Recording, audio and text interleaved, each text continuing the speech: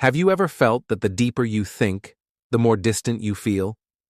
Like the more you understand, the fewer people want to listen? It's not just your imagination. Society has always been wary of deep thinkers, not because they're wrong, but because they notice what others prefer to ignore. History shows it. Socrates, Galileo, Tesla. Brilliant minds mocked, silenced, or dismissed. Not for a lack of intelligence, but because they made people uncomfortable. Schopenhauer, one of the most brutally honest philosophers, once said intelligence is a curse that isolates those who see too much, too clearly. But why? Why does the world resist those who think differently? The answer lies in how we react to others, psychologically, emotionally. Think about it. When you're next to someone physically strong, you don't feel weak, you admire them.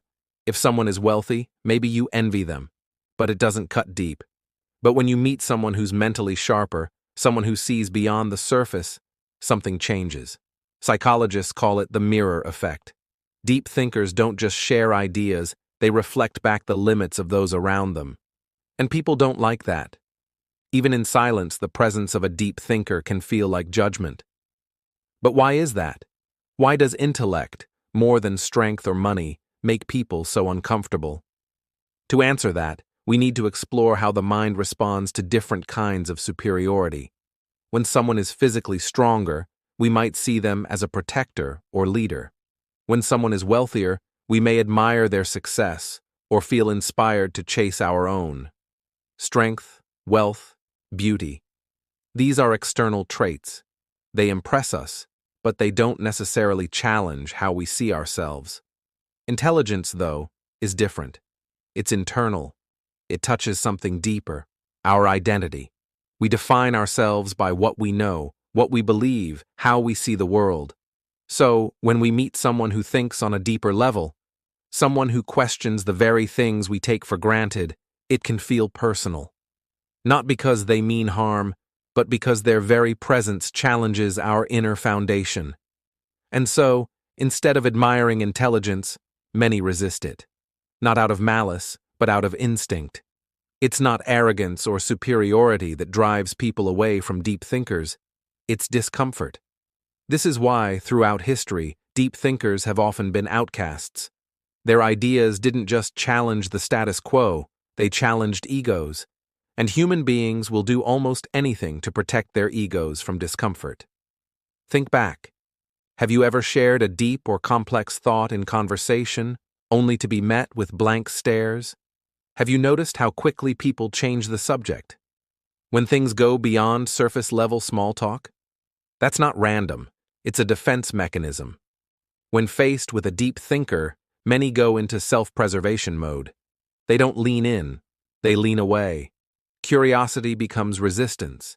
Engagement becomes dismissal. That's why intellectuals, philosophers, and visionaries often walk alone. Not because they want to, but because they're quietly pushed to the edges. Interestingly, studies have shown that confidence is often more valued than intelligence in social settings. People are drawn to certainty, even when it's shallow. Charismatic but simplistic voices rise to influence, while deep thinkers, speaking with nuance and complexity, struggle to be heard. History is full of such paradoxes. Populist leaders, motivational speakers, viral influencers, all thrive by telling people what they want to hear. Meanwhile, truth seekers and critical thinkers remain on the margins. Not because they lack insight, but because insight is uncomfortable. This is the paradox of intelligence. The more one seeks truth, the more they risk becoming disconnected from the crowd. The mirror effect doesn't just reflect people's limitations, it reveals why change is so hard. It shows us why society resists those who think differently.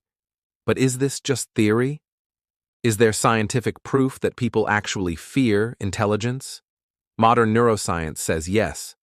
Studies show that when someone feels intellectually inferior, the amygdala, the brain's fear and threat center, activates. In simple terms, deep thinking doesn't just make people uneasy. It triggers a primal fear response. the same reaction we have when we feel physically threatened. But why? Because for most of human history, survival didn't depend on being the smartest. It depended on belonging. Our ancestors thrived in tribes.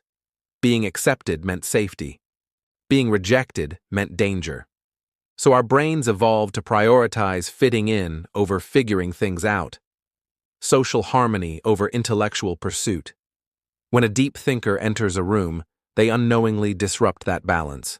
Their presence questions the norms, the beliefs, the unspoken rules.